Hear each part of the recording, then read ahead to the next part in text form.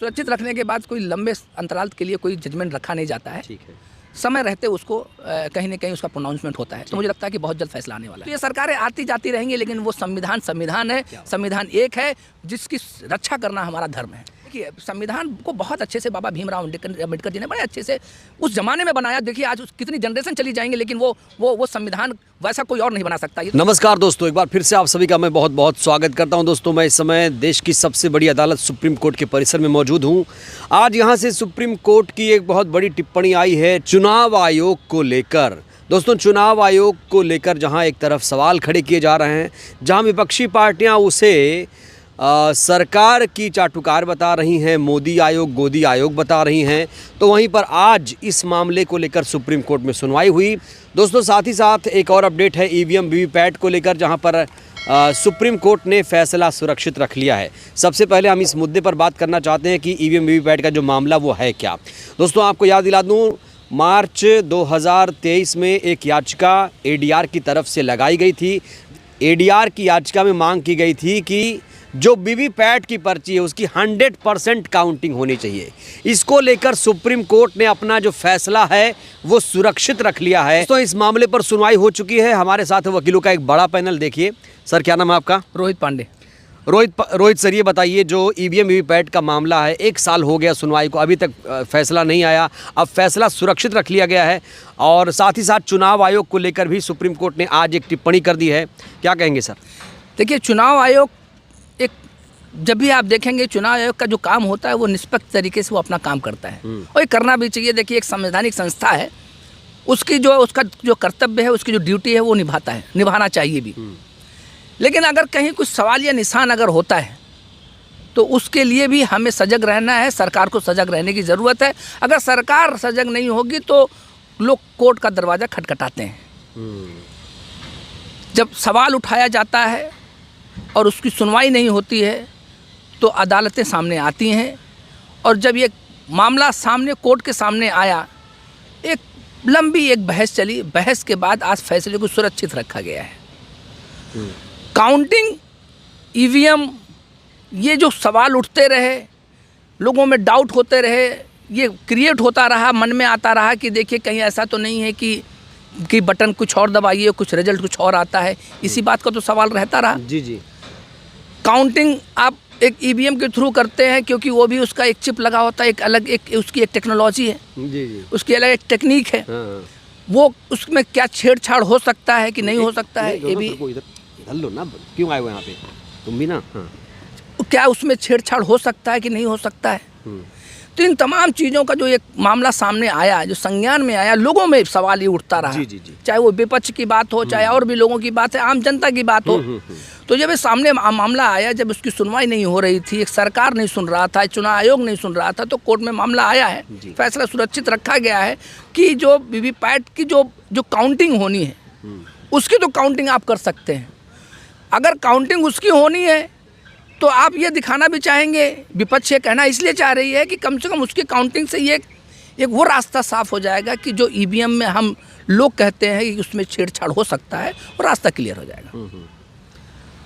Sir, EVM VVPAT का मामला सुलझेगा कब, ये भी सवाल है। देश की जनता भी चाहती है कि ये मामला जल्दी सुलझे, और निष्पक्ष चुनाव को लेकर सवाल क्यों हमारे देश में खड़े हो रहे हैं। बल्कि सुप्रीम कोर्ट की एक टिप्पणी भी आई कि भाई जो चुनाव आयोग है वो एक स्वतंत्र है, निष्पक्ष संवैधानिक संस्था है। देखिए, बिल्कुल सही बात है। जो ईवीएम आई कैसे, अभी भी देखिए, समय बचाने के लिए देखिए, अब आजकल आज की खबर है कि टेक्नोलॉजी बढ़ गई है, हम सोशल मीडिया ज़्यादा यूज करने लगे हैं, तमाम चीज़ें जो है अब आजकल वर्चुअल होने लगी हैं। आप घर बैठे बहुत सारी चीज़ें आप देखते हैं, व्हाट्सएप पे आप सारी चीज़ें, पूरी दुनिया की न्यूज़ सुनते हैं। तो ये तमाम चीज़ें थी, समय बचता है। समय बचाने के लिए, विकास के लिए, आगे बढ़ने के लिए, नए तरीके से जो नई जनरेशन आ रही है, नई टेक्नोलॉजी के साथ वो अपने आप को इम्प्रूव कर रही है। तो ईवीएम का भी रास्ता वही था कि आप जो समय लगते थे, लंबे समय लगते थे, लेकिन जनसंख्या बढ़ रही है, लोग बढ़ रहे हैं, वोटर्स बढ़ रहे हैं, तो उसका समय बचाने के लिए ईवीएम का एक इजाद किया गया। लेकिन अब सवाल तो देखिए उठेगा, तो कहीं ना कहीं उसका तो आपको उसका तो जवाब देना होगा। तो जो निष्पक्षता की बात है, उसकी जो जाँच की बात है, तो वो तो सरकार करेगी। सर, एक चीज़ ये भी है, सवाल ये भी खड़े हो रहा है कि जब सरकार सब कुछ जांच कर लेगी, चुनाव आयोग सब कुछ ठीक कह देगा, तो फिर बचेगा क्या?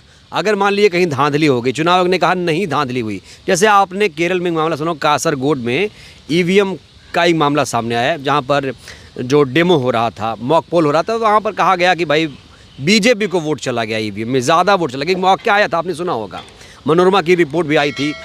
तो अगर सरकार इस मामले पे कह दे कि नहीं सब ठीक, तो फिर आगे क्या बचेगा? बिल्कुल, देखिए मैंने आपसे कहा ना कि कोई भी आयोग हो, कोई भी सरकार हो, इन सब को चेक एंड बैलेंस करने के लिए अदालतें बनी हैं। अदालतों पे आप सवालिया निशान नहीं उठा सकते। अगर आप सुप्रीम कोर्ट ऑफ इंडिया की बात करेंगे, जिनके पास पावर है, जिनको ये जांचने का, परखने का, समझने का, क्योंकि वो एक्सपर्ट हैं हर चीज़ में, तो उनको अब उन पे सवालिया निशान नहीं उठा सकते। वो देखेगा कि सरकार क्या गलत काम कर रही है, वो देखेगा कि चुनाव आयोग क्या गलत कर रहा है। आज जो फैसला सुरक्षित हुआ, आने दीजिए, समय आने पे पता चलेगा कि क्या बहस हुई, ठीक है, उस बहस की लेंथ क्या थी, क्या उसके प्रमाण थे, क्या आपने बताया, ये पेश किया कि क्या उसका क्या रिपरकशंस हो सकते थे या होने वाले हैं, या जितनी भी आप चीज़ें आपने अपने एफिडेविट पे या लोगों ने बहस की है, उन सब का निचोड़ एक सुप्रीम कोर्ट निकालने जा रहा है। मुझे लगता है कि अभी फैसला सुरक्षित है, आगे आने वाले समय में सब कुछ क्लियर हो जाएगा कि ये जो काउंटिंग है और ईवीएम का जो रोल है, ये कहीं ना कहीं एक जजमेंट के साथ हमें आपको देखने को मिलेगा, और मुझे लगता है कि एक अच्छा एक फैसला आएगा। आपने कहा कि हम सुप्रीम कोर्ट पर सवाल नहीं खड़े कर सकते, जाहिर तौर पर हमें लोकतंत्र में, संविधान में भरोसा है, इसलिए हम एससी पर सवाल नहीं खड़े कर सकते, लेकिन उम्मीद तो कर सकती है जनता। बिल्कुल, देखिए वो कस्टोडियन ऑफ कॉन्स्टिट्यूशन होता है। कॉन्स्टिट्यूशन में अगर कहीं भी छेड़छाड़, कहीं भी अगर कुछ प्रॉब्लम आएगी, तो देखिए सुप्रीम कोर्ट उसको संज्ञान में लेगा। हम मानते हैं इस चीज़ को। देखिए जनता है, फ्रीडम ऑफ स्पीच हर किसी को है, अपने अपने विचार रखने को हर किसी को है, लेकिन जो फैसला होता है ना, जो एक जजमेंट होता है, जो एक ऑर्डर होता है, वो यही सोच के समझ के किया जाता है कि दोनों पक्षों को सुन के समझ के फैसला दिया जाता है, और वही मान्य होता है जो हम सभी को मानना चाहिए। सर, प्रधानमंत्री का एक बयान था राजस्थान में, आपने सुना होगा, जहाँ पर विपक्ष कह रहा है कि वो मुसलमानों को घुसपैठिया बता रहे हैं। अब ये मामला गया चुनाव आयोग में, फिर चुनाव आयोग ने मोदी जी को क्लीन चिट दे दी है। चुनाव आयोग ने कहा है कि मोदी जी ने आचार संहिता का उल्लंघन नहीं किया। ये भी एक सवाल खड़ा हो रहा है विपक्ष की तरफ से कि जो चुनाव आयोग है वो हमारे खिलाफ तो कार्रवाई कर देता है, हम भी करते हैं तो बदनाम हो जाते हैं, लेकिन वो कत्ल भी करें तो चर्चा नहीं होती है।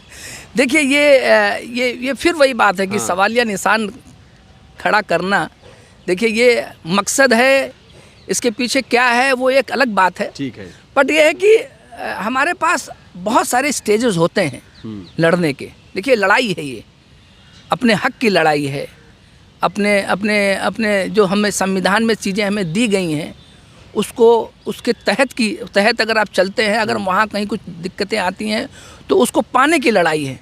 तो उसको सब कुछ पाने की, इसीलिए देखिए व्यवस्थाएं जो ये न्यायपालिका, ये जो कार्यपालिका, ये सब जो बनाई गई हैं, ये इसीलिए बनाई गई हैं कि अगर आप वहाँ से आपको फैसला आपके हक में नहीं आता है, तो आप ऊपरी अदालतों में जा कर के और लोगों से गुहार करके, या देखिए अब एक रेफरेंडम होता है, कहते हैं ना कि भाई आप जंतर मंतर में जा कर के धरना क्यों देते हैं, बताते हैं, सॉलिडारिटी शो करते हैं। विपक्ष तो ये भी कह रहा है जंतर मंतर को बंद कर दिया गया, अब तो हमारे को वहाँ भी इजाज़त नहीं मिल रही है। देखिए प्रोटेस्ट करना आपका राइट है, ठीक है, आपका फंडामेंटल राइट है, उसे आपको कोई छीन नहीं सकता है। जो फंडामेंटली जो आपको एक स्ट्रेंथ मिली है, वो आपके पास रहेगी। अब रही बात सरकार की, सरकार कभी आपकी होगी, कभी उनकी होगी, तो ये सरकारें आती जाती रहेंगी, लेकिन वो संविधान है, संविधान एक है, जिसकी रक्षा करना हमारा धर्म है। सर, संविधान को लेकर एक सवाल ये भी है कि लोग अफवाह उड़ाते हैं, चर्चा होती है इसको लेकर कि ये सरकार अगर फिर से आई तो संविधान बदल देगी, लोकतंत्र कुचल देगी। देखिए अगर बदलाव देश हित में है तो ये होते रहने चाहिए। ठीक है, अगर बदलाव किसी एक पर्टिकुलर किसी एक सेक्शन के लिए हो, या कोई कोई टारगेट करा जाए, या जो देखिए संविधान को बहुत अच्छे से बाबा भीमराव अम्बेडकर जी ने बड़े अच्छे से उस ज़माने में बनाया। देखिए आज कितनी जनरेशन चली जाएंगी, लेकिन वो संविधान वैसा कोई और नहीं बना सकता। ये तो हम कह सकते हैं कि बनाने वाला देखिए वो कितने आगे 100 साल की चीज़ें सोच के बनाया था। तो तो आज जो संविधान है उसमें कहीं कहीं कोई त्रुटि नहीं है। अमेंडमेंट जो है वो हो सकते हैं। हाँ, वो तो 105 बार संशोधन हो ही चुका है। समय के रहते हाँ। आने वाले समय में नई जनरेशन आती है, नए नए तरीके हैं, नई सोच डेवलप होती है लोगों में, तो ये तमाम चीज़ें होती हैं। तो कुछ चीज़ें आप टाइम टू टाइम आप अमेंड करते हैं, आप लॉ में अमेंड नहीं करते हैं, कोर्ट भी करती है, कोर्ट अपना ऑब्जर्वेशन देती है। सरकारें जो हैं जो होती हैं वो अपने पार्लियामेंट में नए कानून बनाते हैं। कानून इसलिए बनाते हैं कि पुराना कानून, देखिए अंग्रेज़ों के ज़माने का कानून था, उस समय उन्होंने अपने हिसाब से कानून बनाया था, अब उन्होंने चेंज किया। तो चलिए ये चेंजेस तो होने एक देखिए स्वाभाविक चीज़ है, तो ये होना चाहिए। लेकिन ये भी ध्यान रखना है कि लेकिन फंडामेंटल राइट जो है वो रहेगा। वो आप देखिए जो मौलिक अधिकार है उसको कोई नहीं छीन सकता। उसमें कोई तब्दीली अगर आप करेंगे तो मुझे लगता है कि प्रस्तावना में प्रियम्बल में हम भारत के लोग, be the people of India, और उसमें पंथ निरपेक्ष, समाजवाद, लोकतंत्रात्मक गणराज्य, समाजवाद जैसे शब्द हैं, तो ये भी रहेगा यथावत। बिल्कुल, देखिए ये हिंदुस्तान सेकुलर है जी। सेकुलरिज्म जो है ना, ये देखिए ये ब्यूटी है इस देश की, इस हिंदुस्तान की। जी, जी। हिंदू मुस्लिम सिख ईसाई आपस में है भाई भाई। हम अपने अपने धर्म को मारने वाले हैं, इंसानियत नहीं ख़त्म कर सकते। क्या बात। आज संविधान में एक एक चीज़ ना जो लिखी गई है वो इंसानियत के तहत पे रखी गई है। उसके एक एक चीज़ जो आपने एक एक शब्द अगर आप देखेंगे तो लगेगा कि एक इंसान को कैसे जीना है, रहना है, खाना है, ज्ञान लेना है, शिक्षा प्राप्त करना है, बोलना है, ये तमाम चीज़ें देखिए एक फ्रीडम दी हुई है। आप आज़ाद हैं इस जहाँ पे, आप गुलाम नहीं हैं। ठीक। आज गुलामी तो आएगी अगर आप संविधान को नहीं मानेंगे। गुलामी आएगी अगर संविधान को नहीं मानेंगे, मतलब संविधान खत्म तो गुलामी शुरू हो जाएगी। तो इसलिए संविधान से बड़ा कोई नहीं, वो हमारी आत्मा है, वो हमारी आत्मा है। इस चीज़ को जेहन में लेके अगर कोई चलेगा तो मुझे लगता है कि इस देश का विकास होगा, हिंदुस्तान चमकता हुआ दिखेगा, कोई हमें पीछे नहीं कर सकता। आज हम आगे बढ़ भी रहे हैं तो इसी वजह से बढ़ रहे हैं क्योंकि संविधान हमें हर चीज़ की आज़ादी दे रखा है। सर, ईवीएम पर आते हैं फाइनली। अब ईवीएम को लेकर विपक्ष कह रहा है कि पूरी दुनिया में बैन है, विकसित देशों में बैन है। जर्मनी का एग्जाम्पल दिया ये जो वकील हैं, क्या नाम, प्रशांत भूषण जी ने, तो यहाँ पर भी टिप्पणी आ गई। जजों ने कहा कि भाई आप जर्मनी की तुलना मत करिए, वहाँ 5-6 करोड़ लोग हैं, यहाँ तो 91-97 करोड़ वोटर हमारे पास हैं, तो वो एग्जाम्पल नहीं चलेगा। निजी सर्वे पेश किया गया, ये डेटा भी नहीं चलेगा, इस तरह की टिप्पणी आई। तो आपको लगता है, पहले तो ईवीएम बैन करने की मांग हो रही थी, फिर बैलेट पेपर वापसी बहाली की मांग हो रही थी, आपको क्या लगता है, क्या लोकतंत्र अगर ईवीएम हटेगा तभी बहाल होगा? क्योंकि तो आपको बताएं सर कि जब 2009 में कांग्रेस ने चुनाव जीता था तो उस समय आपने देखा होगा एक बुक आई थी, जीवीएल नरसिम्हा साहब ने लिखी थी, अगर आपको बुक का नाम, उसके प्रस्तावना को लिखा गया था बीजेपी के बड़े नेताओं के द्वारा। गडकरी साहब शामिल थे उसमें, और वहाँ पर लाल कृष्ण आडवाणी जी ईवीएम को लेकर सवाल खड़े हो रहे थे, पहले ही सवाल खड़े करते थे, लेकिन अब सत्ता में आए तो उसको लेकर चुप है। देखिए ईवीएम, मैंने आपसे पहले भी कहा ना कि ईवीएम एक समय बचाने का एक नई टेक्नोलॉजी आई थी। और आगे देखिए मैंने आपसे कहा कि ये सोशल मीडिया, देखिए आप हर चीज़ देखिए, आज कैमरा आप चला रहे हैं ना, ये सब क्या है, ये सब चीज़ें क्या है कि आप डोर टू डोर चीज़ों को पहुंचाना, हर सुविधा को आप घर तक पहुंचा करके उनका समय बचाना, तो उससे कई चीज़ों की बचत होती है, पैसे की बचत है, समय की बचत है। तो उसी तरीके से ईवीएम इजाद की गई। तो ईवीएम मैंने अब ईवीएम से सवाल जो बार बार उठाए जा रहे हैं सर, इसको लेकर अपना विचार व्यक्त कर दीजिए। देखिए मैं आपको बता रहा हूँ कि ईवीएम गलत नहीं है। ठीक है। अगर ईवीएम में कोई चीज़ छेड़खानी हो रही है, देखिए ये तो रिसर्च का विषय है। ठीक है। और ये आज विषय जो है आपका वो है कि क्या ईवीएम में छेड़छाड़ हो सकता है, यही तो सवाल है। यही सवाल है। तो इसी सवाल को जानने के लिए देखिए ये तो एक्सपर्ट बता पाएंगे, ये इसमें इसकी जो टेक्नोलॉजी है, इसकी जो टेक्निक्स है, यही तो हमें समझना है। अगर कोई सवाल उठा रहा है तो उसको जग जाहिर करने में क्या हर्ज है आपको? अगर उसको ये अगर जनता पूछ रही है, जरूरी थोड़ी है कि विपक्ष पूछ रहा है, तो विपक्ष भी तो जनता है, वो भी तो जनता है, वो भी पूछना चाह रही है कि साहब हमें यही तो बता दीजिए कि जो ईवीएम है, हमें लगता है कि हमने तो बटन दबाया था किसी और को और रिजल्ट कहीं और चला गया। ये इसी बात का तो वो हो रहा है। तो कहने का मतलब है कि इसी चीज़ को तो आपको सरकार है, सरकार चुनाव आयोग है, इन सबको तो मतलब clear कर सबको देना- संतुष्ट करना चाहिए आप कहें। संतुष्ट कर देना चाहिए। ये कोई बहुत बड़ी चीज़ नहीं है। अगर कोई सवाल उठाता है तो उसका जवाब आपको देना होगा। जी सर, यहाँ से हम कुछ उम्मीद करें जो सुरक्षित फैसला है, क्योंकि इस पे अब दूध का दूध पानी का पानी हो जाना चाहिए। कई फर्जी खबरें भी चल रही हैं इस पर। देखिए, मैं आज बताऊं आपको कि सुप्रीम कोर्ट का फैसला सर्वोपरि है, ठीक, सर्वमान्य है, और हम मानते हैं। इसलिए मानते हैं कि वो संविधान का संरक्षण करता है। सुप्रीम कोर्ट संविधान में जितनी चीज़ें दी हुई हैं वो सारी जनता को पता है। जो फंडामेंटल राइट्स हैं, फंडामेंटल ड्यूटीज़ हमारी, वो हम निभाते हैं। अगर गलत काम कर रहा है कोई एजेंसी या कोई सरकार, तो सुप्रीम कोर्ट बैठा है उसको चेक एंड बैलेंस करने के लिए। और मुझे लगता है कि जो फैसला सुरक्षित रखा, आने वाले समय में एक मिसाल बन के एक आएगा। चुनाव के बाद या चुनाव के दौरान ही आएगा, क्या लगता है आपको सर? देखिए, ये बड़ा कहता है आपका? ये सवाल आपने ऐसा पूछा जी, कि जिस तरीके से मामला ये चला है और जिस तरीके से मामला आज की डेट में उसको सुरक्षित रखा गया है, तो सुरक्षित रखने के बाद कोई लंबे अंतराल के लिए कोई जजमेंट रखा नहीं जाता है। ठीक है। समय रहते उसको कहीं ना कहीं उसका प्रोनाउंसमेंट होता है। तो मुझे लगता है कि बहुत जल्द फैसला आने वाला है। बहुत बहुत शुक्रिया पांडे सर।